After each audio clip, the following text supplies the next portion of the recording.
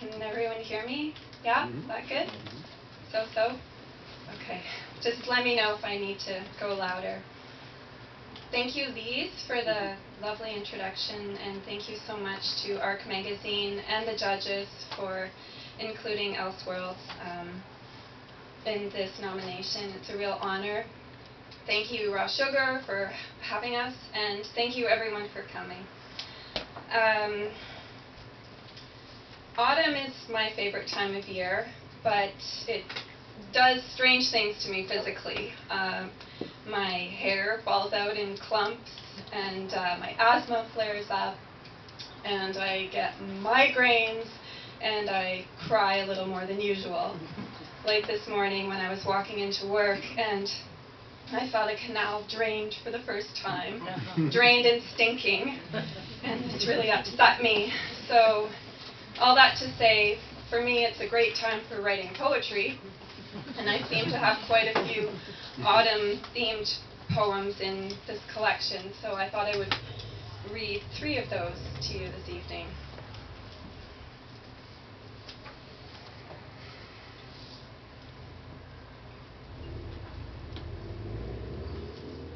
This is also my ode to junk mail, because no matter what I do, I can't seem to filter it out of my inbox.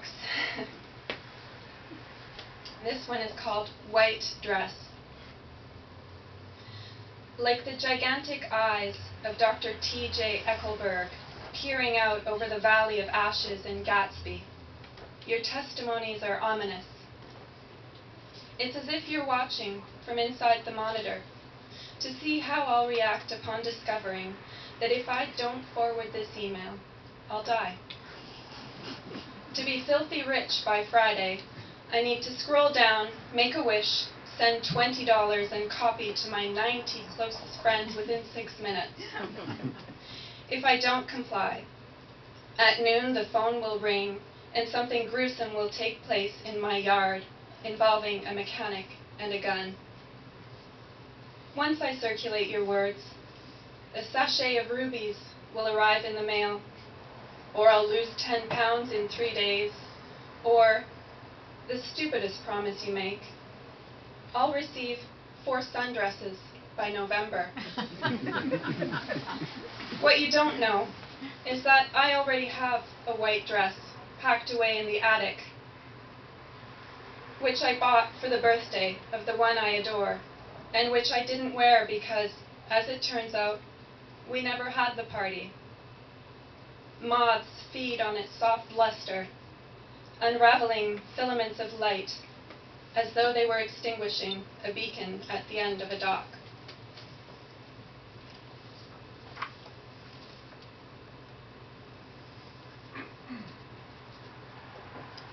So I think we'll be changing our clocks in the next few weeks. I'm not sure when it is, but I know that it's coming up.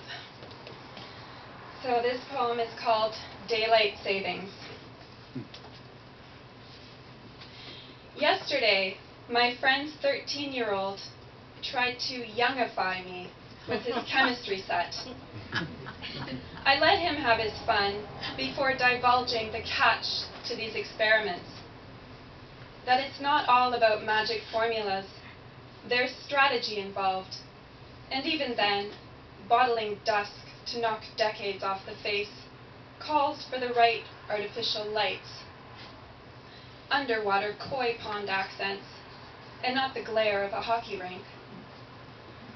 I told him his subjects would inevitably slip back into their wrinkles, favoring the sun, and I said he'd better hurry with potions for his mom. I was kidding, but then I felt bad, because she's already weathered, and who knows when any of us will expire. I don't know how I got so mean. What kind of person am I, envying a child his youth, hinting that his mother's not immortal? Outside, the leaves on the trees shook all afternoon like they had the DTs, no doubt trying to tell me some deep thing. What is it? I asked.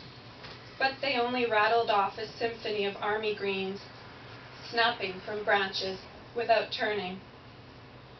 This morning, I remembered to turn the clocks back, but they'd adjusted themselves for me, without me. They must have talked it over while I was in sleep's black lab, pulling at dawn through ceiling cracks. And now it's dark again, supper time again, soup season again, and Walmart's selling coffins. I strike a match and move it along the window. The flame bends, but sorting out what escapes, what enters, I might as well rake a forest.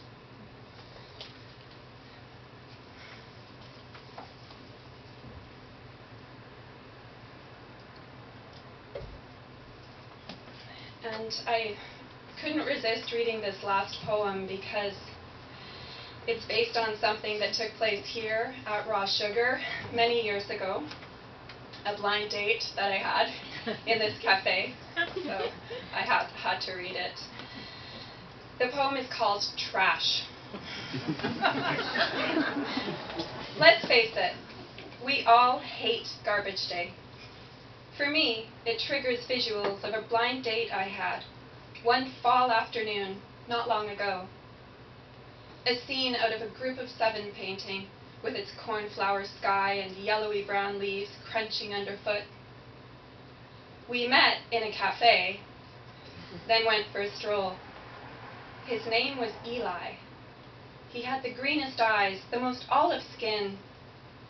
Yes, he stared up at the treetops, not looking my way much, but otherwise we hit it off before he started rummaging through the trash.